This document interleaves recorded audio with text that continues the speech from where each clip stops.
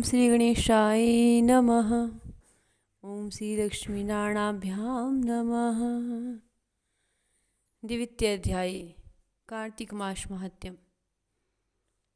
कार्तिक में भगवान श्री शिव, विष्णु, महालक्ष्मी, शालिग्राम, तुलसी आदि की पूजा का विधान तथा कार्तिक में लहसुन, प्याज आदि के प्रयोग संबंधी निषेध।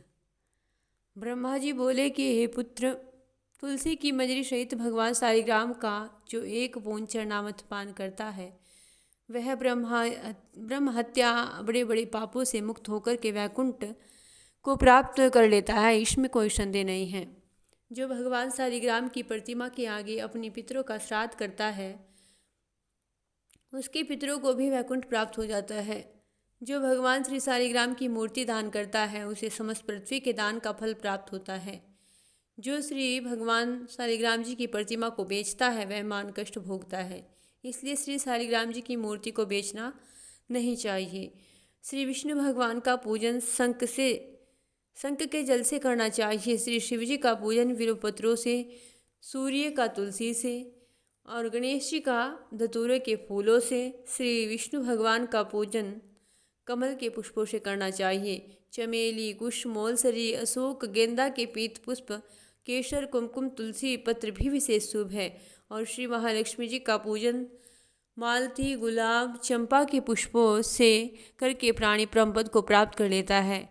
और जो भगवान के अति प्रिय श्री तुलसी जी से पूजन करता है उसकी महिमा को तो वर्णन कोई भी नहीं कर सकता।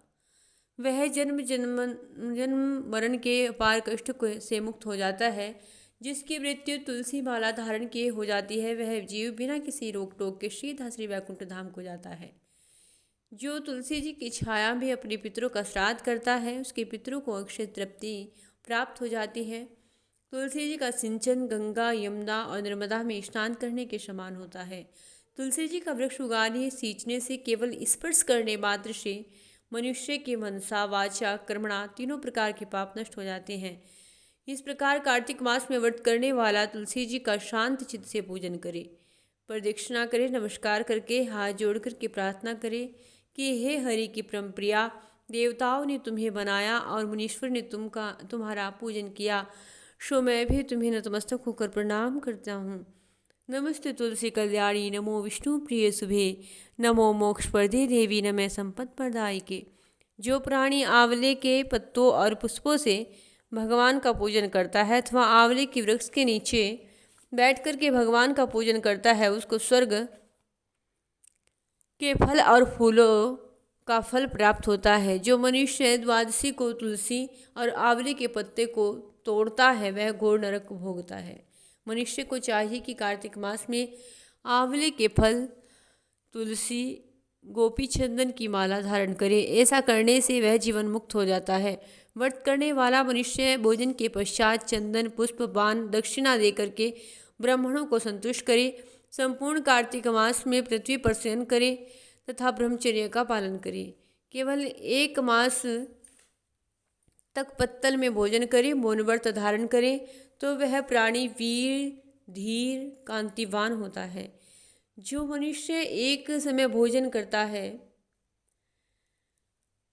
उसके एक वृक्ष के समस्त पाप क्षय हो जाते हैं। व्रत करने वाले शहद, काजी, दाल, तेल, कच्चा भोजन, दूसरे का अन्न, पराया कोई भी तामसी अन्न और बुरे नामों वाला भोजन उसे नहीं करना चाहिए। और रविवार को आंवला खाना भी वर्जित है।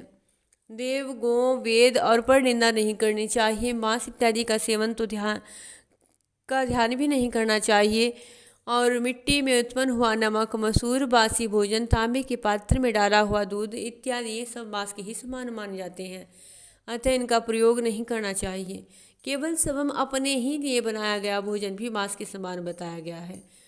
लहसुन, प्याज, पृथ्वी का फूल और गोभी इत्यादि, गाजर, जंगली घिया, बैंगन, पेठा तथा दोबारा पकाया भोजन ये सब व्रत में नहीं करना चाहिए।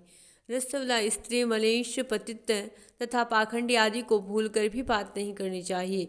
एकम को पेठा, दूज को बैंगन, तीज को पृथ्वी का फूल और चौथ को मूली, पंचम को बेलफल, छठ को कलिंदा, सप्तमी को आंवला, अष्टमी को नारियल और नवमी को जंगली घिया, दशमी को परमल, एकादशी को बेर, द्वादशी को मसूर और त्रयोदशी को पान, चतुर्दशी अमावस्या, पूर्णमासी को नारी का साग भूलकर भी नहीं खाना चाहिए।